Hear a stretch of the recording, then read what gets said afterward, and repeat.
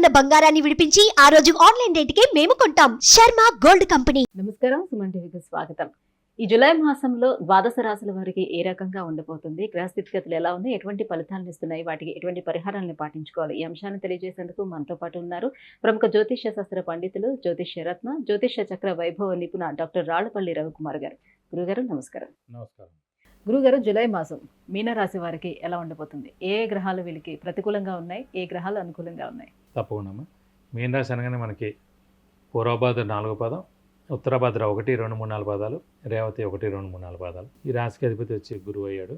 So ఈ రాశి వాడు సాధారణంగా చాలా సున్నిత మనస్కులు. ఎందుకంటే మేషం స్టార్ట్, మీనం ఎండ్ చేసే రాశి అనుకోవచ్చు మీన రాశి. సో దీనికి అధిపతి కూడా గురువు అయ్యాడు. ప్రస్తుతం ఈ మీన రాశి అధిపతి అయిన గురువు తృతీయ స్థానంలో ఉన్నాడు.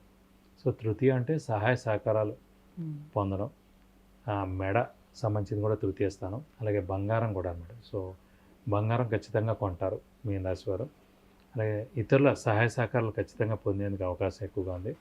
సో మెయిన్గా మటుకు రాశిలోనే రాహు ఉండడం, సప్తమ స్థానంలో కేతు ఉండడం చేత ఇప్పుడు గ్రహణ సమయం లాంటిది అనమాట ప్రస్తుతం వారికి. ఎందుకంటే మీరు ఎంత మంచివారైనా, సహాయ సహకారాలు చేసినా, హెల్ప్ చేసినా, తోడుగా ఉన్నా, ధైర్యంగా ఉన్నా కూడా అవతల వాళ్ళకి మీరు ఇప్పుడు నచ్చరు ప్రస్తుతం. ఎందుకంటే మిమ్మల్ని రాహు అనేవాడు కమ్మేసి ఉన్నాడు అనమాట. సో గ్రహణ సమయంలో చూడండి, రవి కానీ చంద్రుడు కానీ ఎవరైతే ఉన్నారో వాళ్ళు మనకు కనిపించరు ఆ సమయం అంతా. నిజంగా ఉన్నారా వీళ్ళు లేరా అనిపిస్తుంది అన్నమాట. అలాగా మీ మంచితనం ఏదైనా సరే కూడా ఇప్పుడు ఏం కనిపించదు అన్నమాట ప్రస్తుతం. నెక్స్ట్ ఏడాది ఏప్రిల్ మే దాకా. కాబట్టి మనం సౌమ్యంగా ఉండడం, తక్కువగా మాట్లాడడం. సో వాళ్ళు అంటుంటారు ఎలా ఉండేవారు, ఎలా అయిపోయారు, లేకపోతే ఇదివరకు ఇలా హెల్ప్ చేసేది, ఇదివరకు ఇలా ఉండేవాడు, ఇదివరకు ఇలా మాట్లాడేవాడు కానీ మన గ్రహాలే ఇవన్నీ చేయిస్తుంటాయండి. సో తర్వాత మళ్ళీ వీళ్ళందరూ స్నేహితులు అయిపోతారు. ప్రస్తుతం మన సమయం బాగాలేదు కాబట్టి ఈ టైం అంతా వాళ్ళు అలా ఉండేందుకు అవకాశాలు ఎక్కువగా ఉన్నాయి. వచ్చేది ఏప్రిల్ వరకు ఉందా? ఏప్రిల్ వరకు. సో అప్పుడు రాహుకేతు మారిపోయారు అనుకోండి, అప్పటి నుంచి చాలా బాగుంటుంది. ఇప్పుడు గురువు కూడా చతుర్థ స్థానంలోకి వస్తాడు. కొంచెం తృతీయంగానే చతుర్థం మెరుగ్గా ఉంటుంది. ఇప్పుడు మీన రాశి వారికి అంటే వ్యయ స్థానంలో శని ఉండిపోయాడు. వ్యయ స్థానం అంటే ఖర్చు ప్లస్ నిద్ర అన్నమాట. సో ఖర్చు విపరీతంగా ఉంటుంది, నిద్ర కూడా ఎక్కువగా పట్టదు. శని అక్కడ ఉండడం చేత ఖర్చు ఎక్కువగా ఉంటుంది, నిద్ర ఎక్కువ పట్టదు. ప్లస్ అనవసరమైన ఖర్చులు కూడా ఎక్కువగా ఉంటాయి. ఎందుకంటే శని వ్యయంలో ఉన్నాడు కాబట్టి, పాపగ్రహం కాబట్టి వేస్ట్ ఖర్చులు ఎక్కువగా ఉంటాయి. అంటే సంపాదన కన్నా ఖర్చు ఎక్కువగా ఉంటుందని కాదు, కానీ సంపాదన 100 అయితే కనుక 60% ఖర్చు కూడా ఖచ్చితంగా ఉంటుంది అన్నమాట. సో స్ట్రెస్, స్ట్రెయిన్, మానసిక ఆందోళన కూడా ఖచ్చితంగా ఉంటుంది. ఎందుకంటే రాశిలోనే రాహు ఉన్నాడు కాబట్టి పాములు కూడా కళ్ళొప్పి వస్తూ ఉంటాయి. ఆర్థిక పరంగా ఎలా ఉంటుంది మరి?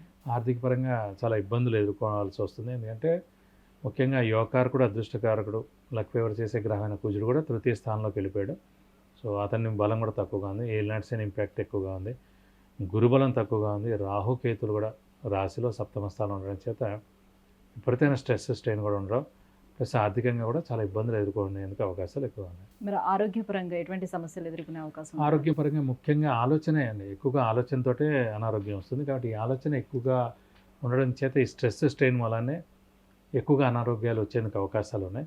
కాబట్టి ఎక్కువగా ఆలోచన అనేది తగ్గిస్తే కనుక ఆలోచన తప్పకుండా ఆరోగ్యం మెరుగుపడుతుంది. మరి ఇంకా ఎటువంటి పరిహారాలను పాటించుకుంటే బాగుంటుంది వీళ్ళకి? వీరికి రాశిలో రాహు ఉన్నాడు కాబట్టి ప్రస్తుతం అమ్మవారిని ఎక్కువగా ఆరాధించడం, ప్రతిరోజు అమ్మవారి అష్టోత్తరం చదువుకోవడం, అలాగే ప్రతి శుక్రవారం వీలైతే 40 ప్రదక్షిణాలు అమ్మవారి టెంపుల్ చుట్టూ చేయడం, అలాగే అమ్మవారికి అభిషేకం కానీ అర్చన కానీ చేయిస్తే కనుక మన పేరు, నక్షత్ర గోత్రాలతో చాలా బాగుంటుంది.